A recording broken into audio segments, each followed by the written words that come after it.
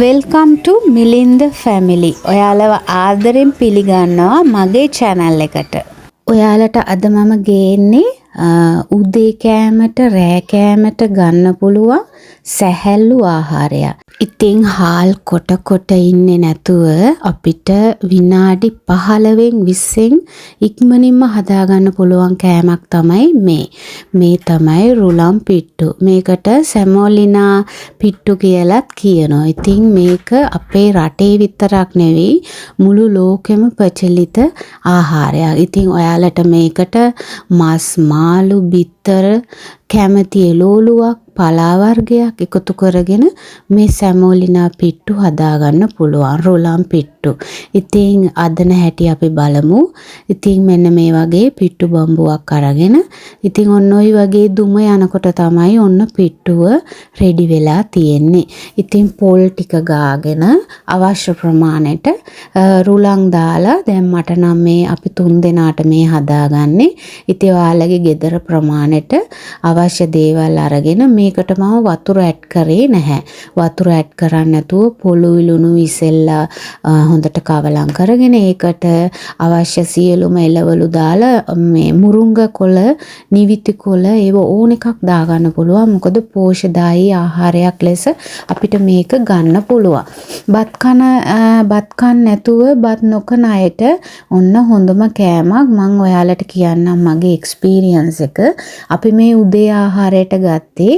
ඉතින් අපිට හවස් වෙනකම්ම බඩගින්නක් ආවේ නැහැ. මං හිතනවා ඩයට් ප්ලෑන් කරන අයට හොඳම කෑමක් කියලා. ඉතින් මෙන්න මේ විදියට තමයි සාමාන්‍ය විදියට පිට්ටුව අපිට එනවා. ඉතින් ඔයාලට පේනව නේද ලස්සනට අපිට සාමාන්‍යයෙන් හාල් පිටි පිට්ටුවක් කනවා වගේ. හැබැයි මං කියන්න ඕනේ මේක හදනකොට සෑහෙන සුවඳක් එනවා හාල් පිටි පිට්ටුවට වැඩිය.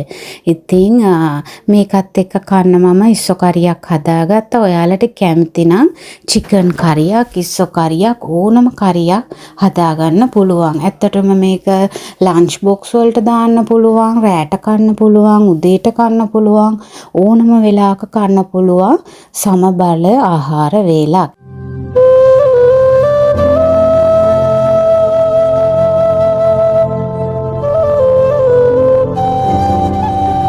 මේ ඔයාලට පේන්නේ මම ඉස්සෝ කරිය හදාගත්ත විදිය.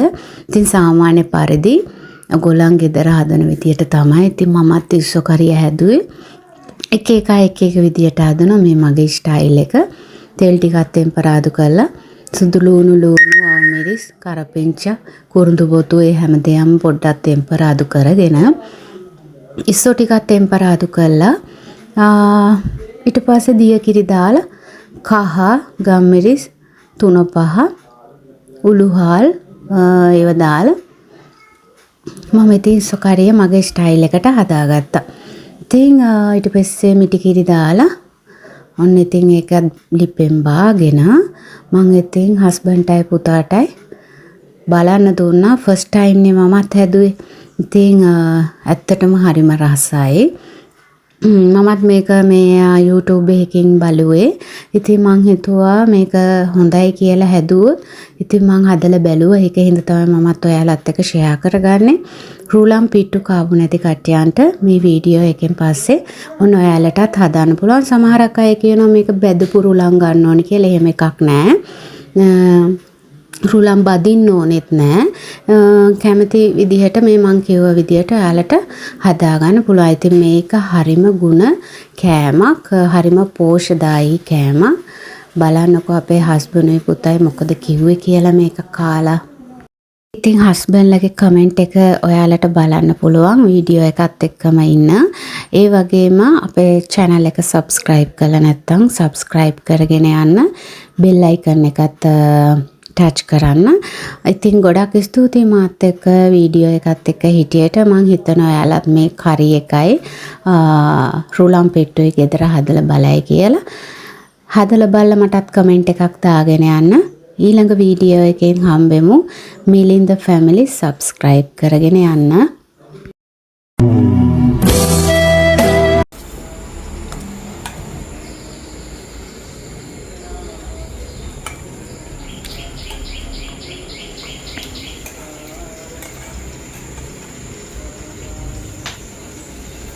අද රුලම් පිට්ටුව පිට. රසයි. මොකද මම පොඩ්ඩක් කාලා බැලුවා රසයි. උණුයි.